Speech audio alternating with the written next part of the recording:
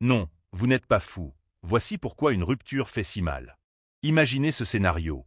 Vous ouvrez les yeux un matin et quelque chose ne va pas. L'appartement est inhabituellement silencieux. Ce vide dans votre poitrine devient écrasant.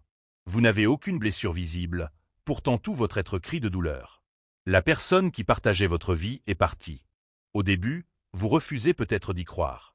Puis vient cette question qui vous obsède. Pourquoi est-ce que ça fait aussi mal? Pourquoi cette sensation d'être amputé d'une partie de vous-même? Cette expérience universelle de la rupture amoureuse peut provoquer une détresse comparable à un traumatisme physique. Mais d'où vient cette souffrance intense? Aujourd'hui, nous allons explorer ensemble les mécanismes profonds qui expliquent pourquoi perdre quelqu'un qu'on aime provoque une telle dévastation. Nous verrons comment la science, la psychologie et même la philosophie nous éclairent sur cette expérience humaine fondamentale. Restez jusqu'au bout, car je vais vous partager des perspectives qui vont complètement changer votre façon de voir les ruptures amoureuses. Partie 1. Ce que votre cerveau traverse. Le cocktail neurochimique de l'amour. Commençons par comprendre ce qui se passe dans votre tête lorsque vous êtes amoureux. L'amour, sur le plan neurologique, ressemble beaucoup à une addiction puissante. Quand vous êtes en couple, votre cerveau libère constamment des substances comme la dopamine et l'ocytocine.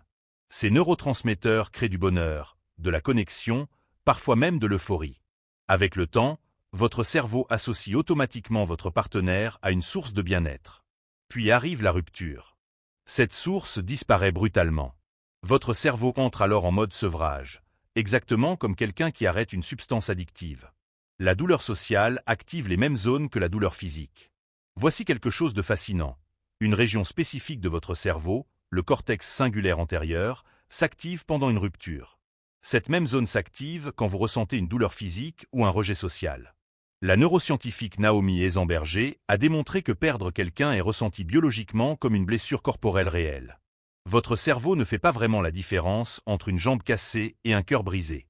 Le piège des souvenirs heureux. Votre cerveau possède aussi un talent redoutable pour raviver la douleur. Les souvenirs heureux ne disparaissent pas après la rupture. Au contraire, chaque photo, chaque chanson, chaque lieu qui vous rappelle votre relation réactive les mêmes circuits neuronaux. Cette réactivation stimule constamment votre système nerveux, rendant la douleur omniprésente. La nostalgie alimente alors une boucle toxique. Vous rejouez les moments passés en essayant désespérément de comprendre ce qui n'a pas fonctionné. Ce processus est renforcé par une production accrue de cortisol, l'hormone du stress. Résultat, votre esprit reste en alerte permanente, incapable de lâcher prise. Bonjour les nuits blanches et l'insomnie. La chute brutale des hormones du bonheur. L'ocytocine, surnommée l'hormone de l'attachement, joue un rôle central dans les liens romantiques. Elle est produite massivement lors des moments intimes, créant une connexion profonde entre les partenaires. Après la rupture, votre niveau d'ocytocine s'effondre brutalement. Cette chute provoque une sensation de vide et de désorientation. Parallèlement, la dopamine cesse d'être libérée en l'absence de l'être aimé, créant des symptômes similaires au manque chez les personnes dépendantes. Votre cerveau cherche désespérément sa dose habituelle de bien-être et ne la trouve plus. C'est pour cette raison que vous vous surprenez parfois à vérifier compulsivement le téléphone, espérant un message qui ne viendra pas. Partie 2. Votre histoire d'attachement explique tout. La théorie révolutionnaire de John Bowlby. Le psychologue John Bowlby a révolutionné notre compréhension des relations humaines avec sa théorie de l'attachement.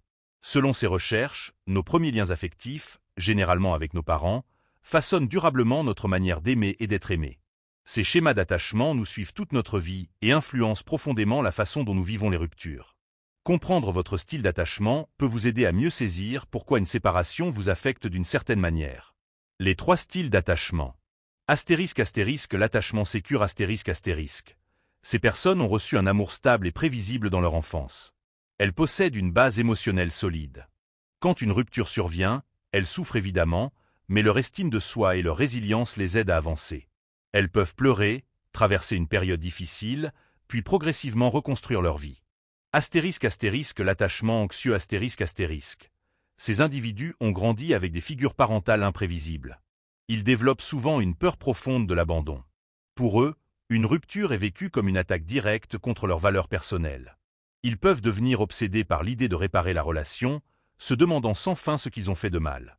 Leur douleur est amplifiée par cette angoisse d'abandon. Astérisque astérisque l'attachement évitant astérisque astérisque. Ces personnes ont appris tôt à se protéger des blessures émotionnelles. Elle minimise souvent l'importance des relations. Mais cette apparence d'indifférence cache fréquemment une souffrance intérieure. Après une rupture, elles peuvent se refermer complètement sur elles-mêmes, évitant toute introspection, ce qui complique leur guérison. Prenons l'exemple de quelqu'un avec un attachement anxieux. Cette personne investit énormément d'énergie émotionnelle dans sa relation, considérant presque son partenaire comme une béquille psychologique essentielle. Quand la rupture arrive, elle perd non seulement son amour, mais aussi toute la stabilité émotionnelle qu'elle avait construite autour de cette relation. Chaque message non répondu, chaque souvenir partagé devient une source de torture car il ravive cette peur primordiale d'abandon ancrée dans l'enfance. À l'opposé, une personne avec un attachement évitant pourrait rationaliser la rupture, affirmant que ça n'a jamais vraiment compté. Mais sous cette façade de détachement se cache souvent une douleur latente, un sentiment de rejet qu'elle n'ose pas affronter par peur de la vulnérabilité. Ces mécanismes d'attachement façonnent donc non seulement notre manière de vivre l'amour, mais aussi notre façon unique de gérer sa perte.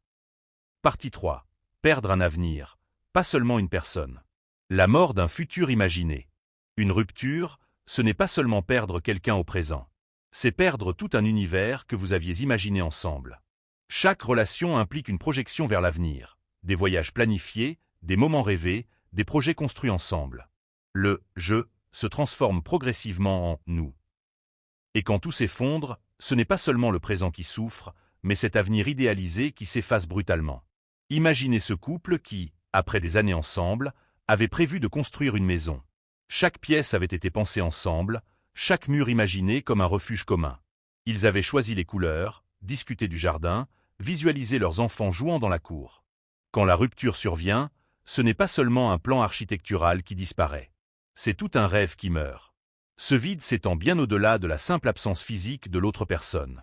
Des études fascinantes en neurosciences montrent que notre cerveau a du mal à distinguer ce qui est imaginé de ce qui est réellement vécu. Ces projets non réalisés continuent d'occuper une place dans notre esprit, rendant la séparation encore plus difficile à digérer. Ce processus est amplifié par la rumination mentale. Vous rejouez ces futurs impossibles encore et encore, comme un film en boucle dans votre tête. Cette cogitation constante transforme la rupture dans quelque chose de particulièrement complexe. La rupture exige donc un double deuil, dire adieu à quelqu'un, mais aussi à une version de vous-même projetée dans cet avenir partagé. Ce deuil touche simultanément votre cœur et votre imagination. Partie 4. La crise identitaire cachée. Quand le « nous » s'effondre. Dans une relation, nous construisons progressivement une identité partagée, un récit commun où l'autre joue un rôle central. Nous devenons « nous » plutôt que « je ». La rupture provoque un effondrement de cette histoire commune. Tout ce que vous étiez ensemble perd soudainement son sens. Vous devez alors redevenir un « je » distinct, et cela peut être terrifiant, surtout si votre estime de soi dépendait largement de cette relation. Pensez à ces personnes qui s'effacent progressivement pour faire plaisir à l'autre. Elles adaptent leurs goûts, leurs intérêts, leurs habitudes au fil du temps. Leur identité se fond dans le couple. Quand la rupture survient, cette personne se retrouve face à un vide identitaire vertigineux. Elle ne sait plus qui elle est sans l'autre, car son « moi » s'était complètement dissous dans le « nous ». Cette perte d'identité est souvent au cœur de la souffrance ressentie. Pourtant, même si cette déconstruction est incroyablement douloureuse, elle peut aussi représenter une opportunité rare. En perdant l'autre, vous avez la chance de vous retrouver vous-même. La thérapeute Esther Perel explique que la rupture peut être vue comme un moment de renaissance. Vous n'êtes pas seulement défini par ce que vous avez perdu, mais aussi par ce que vous êtes en train de devenir. La rupture vous force à réécrire votre histoire personnelle. Ce qui semblait stable et certain devient soudainement incertain. Et c'est précisément dans cette instabilité que réside une possibilité nouvelle, celle de vous reconstruire sur des bases plus authentiques, plus solides. C'est le moment de vous poser les vraies questions. Qui suis-je vraiment? Qu'est-ce que je veux pour moi-même, indépendamment de quelqu'un d'autre? Quelles sont mes valeurs profondes? Cette introspection forcée, aussi inconfortable soit-elle, peut vous mener vers une version plus authentique de vous-même. Partie 5. Ce que les philosophes nous apprennent. Commençons par le plus pessimiste, Arthur Schopenhauer. Sa vision va peut-être en choquer certains, mais elle offre une perspective intéressante. Pour Schopenhauer, l'amour romantique est essentiellement une manipulation de la nature. Derrière toutes nos émotions intenses et nos promesses éternelles se cache un objectif froid, la reproduction de l'espèce. Selon lui, nous sommes manipulés par un « vouloir vivre » inconscient qui nous pousse à chercher un partenaire idéal non pas pour notre bonheur personnel, mais pour assurer la survie de l'espèce humaine. Dans cette perspective, la rupture révèle simplement l'illusion sur laquelle reposait la relation. Toutes ces promesses de bonheur éternel se dissipent, laissant place à la réalité brute. L'amour, aussi merveilleux soit-il, est souvent guidé par des instincts biologiques qui échappent à notre contrôle. Cette vision peut sembler cynique, mais elle offre aussi une forme de libération. En reconnaissant que l'amour n'est pas nécessairement la quête de sens ultime, nous pouvons apprendre à ne pas lui accorder une importance démesurée qui écrase notre existence. Pensez aux comédies romantiques et aux chansons d'amour qui perpétuent l'idée d'un amour idéal qui comble tous nos manques. Schopenhauer nous dirait que cet idéal est souvent une fiction dangereuse. La douleur de la rupture, même si elle est réelle et légitime, est amplifiée par nos attentes irréalistes façonnées par la culture populaire. Jean-Paul Sartre, dans sa pièce Huis clos, a écrit cette phrase devenue célèbre: « L'enfer, c'est les autres ». Beaucoup de gens interprètent mal cette citation, pensant que Sartre détestait l'humanité.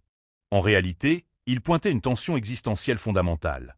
Nous avons besoin des autres pour donner un sens à notre existence, mais cette dépendance nous expose à une immense vulnérabilité. Quand nous aimons quelqu'un, nous projetons sur cette personne une partie de nous-mêmes. Nous cherchons dans son regard une validation de notre propre existence. Dans une relation amoureuse, l'autre devient un miroir dans lequel nous voyons notre valeur et notre identité. Mais après une rupture, ce miroir se brise. Le regard qui nous donnait un sentiment d'exister s'éteint, et nous sommes confrontés à une solitude vertigineuse.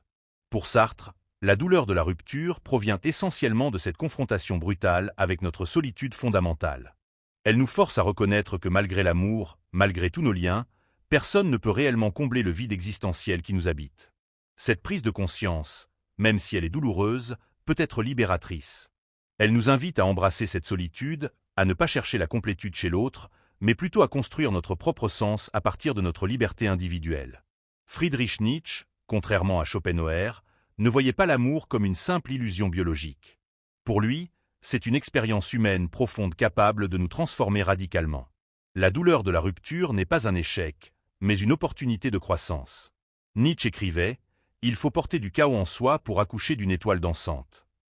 Pour lui, la souffrance est une étape nécessaire à notre évolution personnelle. Après une rupture, nous sommes brisés, mais c'est précisément dans cet état de vulnérabilité que nous avons l'opportunité de nous réinventer.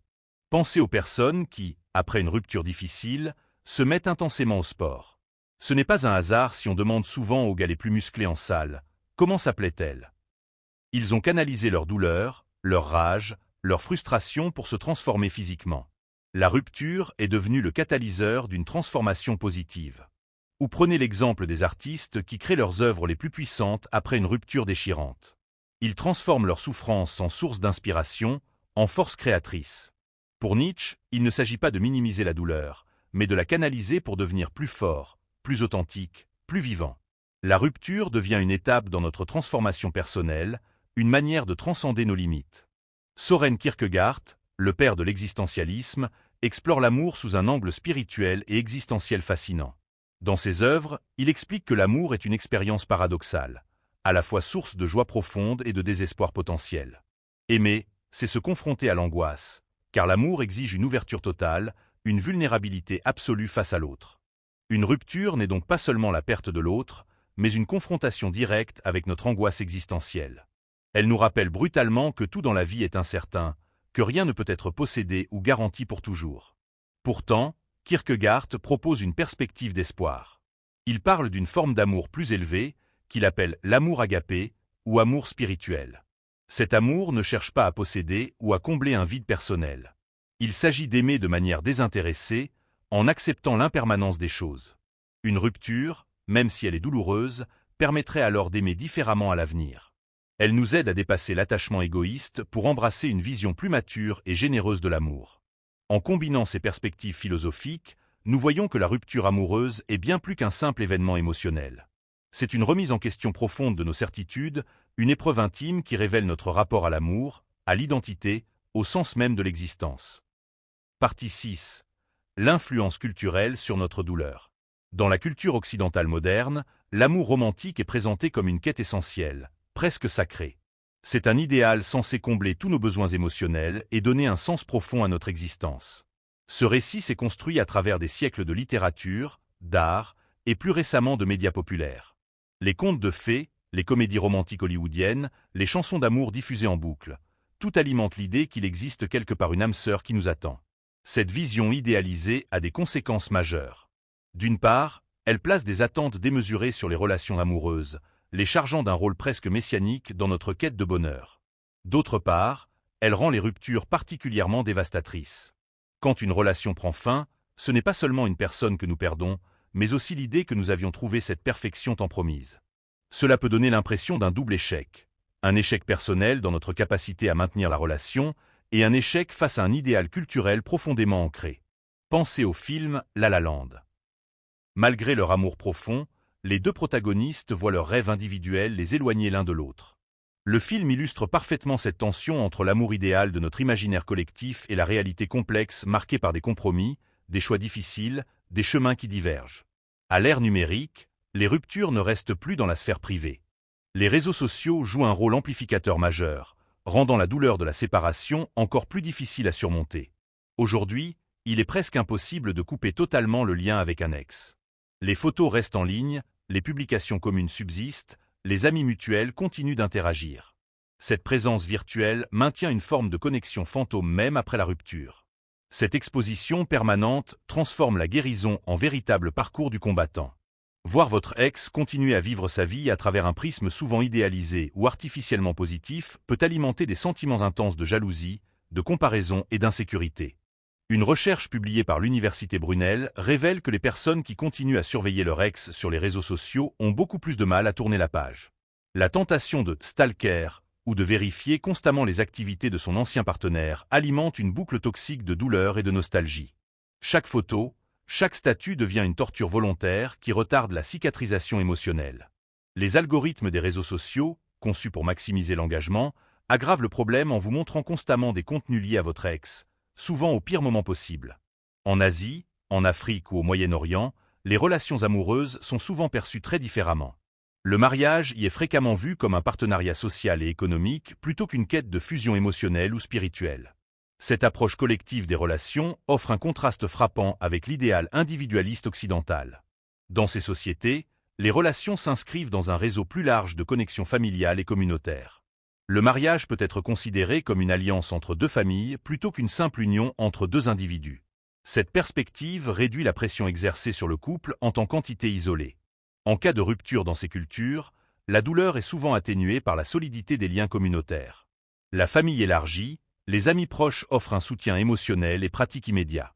Prenons l'exemple du Japon avec son concept de « gaman » qui prône l'endurance face aux difficultés. Plutôt que de chercher à surmonter la douleur de manière purement individuelle, on s'appuie sur la résilience collective, sur le groupe pour traverser les moments difficiles. Dans certaines cultures, les ruptures ne sont pas seulement vécues comme des pertes personnelles, mais aussi comme des échecs sociaux importants. Le divorce, par exemple, reste parfois fortement stigmatisé, particulièrement pour les femmes qui peuvent subir des jugements moraux sévères ou des discriminations.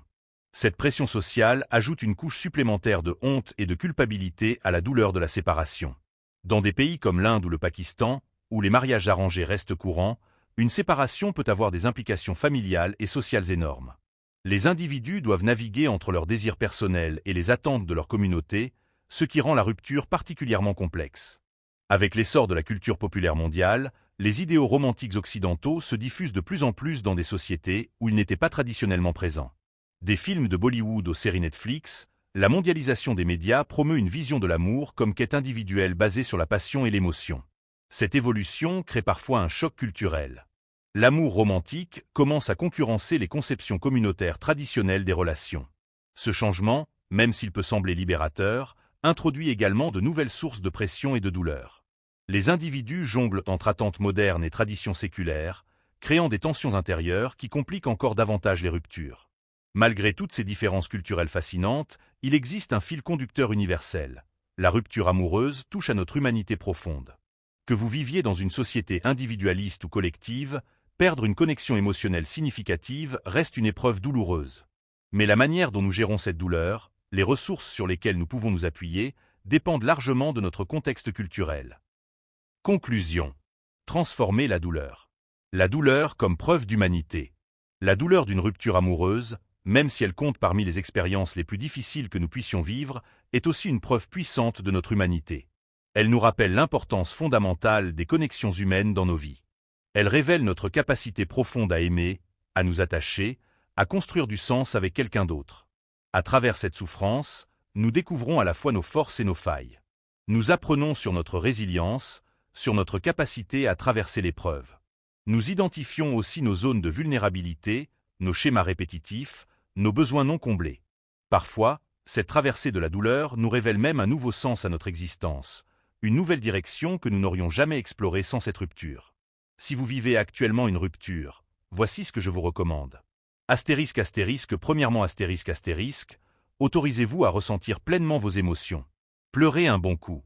Déchargez cette tristesse, cette colère, cette frustration.